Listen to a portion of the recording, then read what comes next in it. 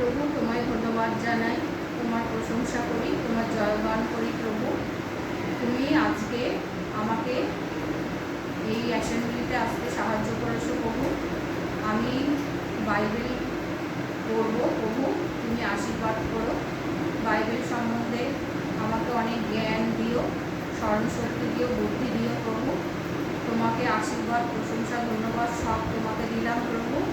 আমার আত্মা তোমাকে সমর্পণ করলাম প্রভু।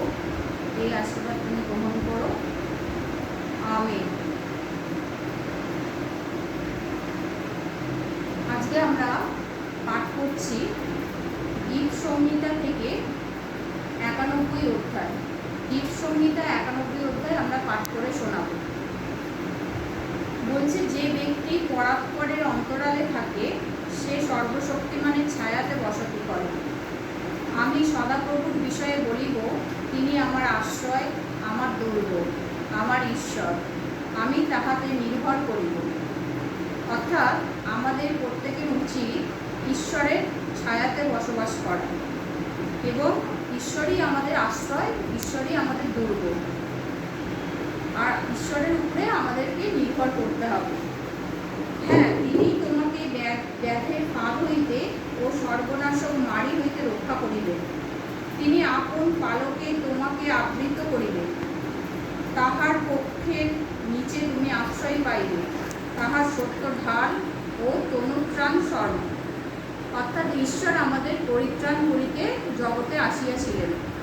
ঈশ্বর হলেন আমাদের পরিত্রাণদাতা। তাই আমাদের ঈশ্বরের সপক্ষে থাকতে হবে এবং সত্যের ঢাল হয়ে সবসময় আমাদের নিজেদেরকে উপস্থাপনা করতে হবে। তুমি ভীত হইবে না। রাত্রির তাস হইতে, দিবসে উদীয়মান স্বর হইতে, তিমির বিহারী মাড়ি হইতে, মধ্যাহ্নে সাংঘাতিক ব্যাধি হইতে পড়িবে তোমার পার্শ্বে 1,000,000 জন, তোমার দক্ষিণে 10,000,000 জন, কিন্তু উহা তোমার নিকটে আসিবে না। অর্থাৎ ঈশ্বর বলছে, তোমার পাশে অনেকজন থাকবে, তোমার দক্ষিণে মানে ডান দিকে 10,000,000 জন থাকবে, কিন্তু কেউ তোমার নিকটে আসবে না, অর্থাৎ কাছে আসবে না। তুমি কেবল সচক্ষে নিরীক্ষণ করিবে, দুষ্টগণের প্রতিফল দেখিবে। অর্থাৎ যারা দুষ্ট ব্যক্তি, তাদের প্রতিফল তুমি নিজের চোখে দেখতে পাইবে। হ্যাঁ, সদাপ্রভু, তুমিই আমার আশ্রয়। তুমি পরাৎপরকে আপনার বাসস্থান করিয়াছ।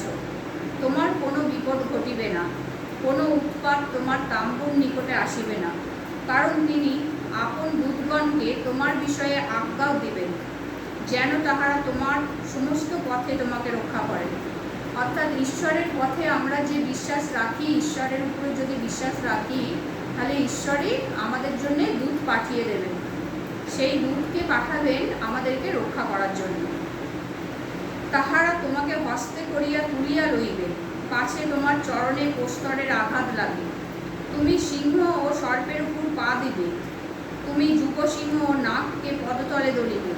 অর্থাৎ তোমার সিংহ, সর্প কেউ তোমার কোনো ক্ষতি করতে পারবে না।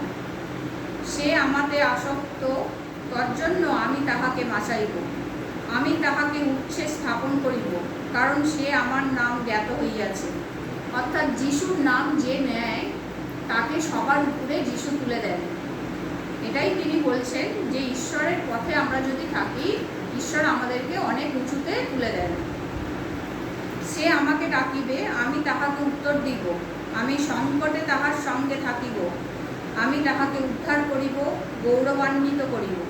অর্থাৎ ঈশ্বর বলছেন যে আমাকে যে ডাকবে, আমি তাহাকে উত্তর দেব এবং আমি তাহার বিপদের সময় পাশে থাকব এবং তাকে উদ্ধার করব এবং তার নাম গৌরবান্বিত করব।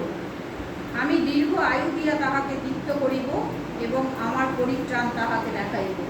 অর্থাৎ আমি তাকে দীর্ঘায়ু করিব এবং আমি তাহার পরিত্রাণ তাহাকে দেখাইব, তাকে পরিত্রাণ দিব। ঈশ্বর তার বাক্যে আশীর্বাদ করুক, আমেন।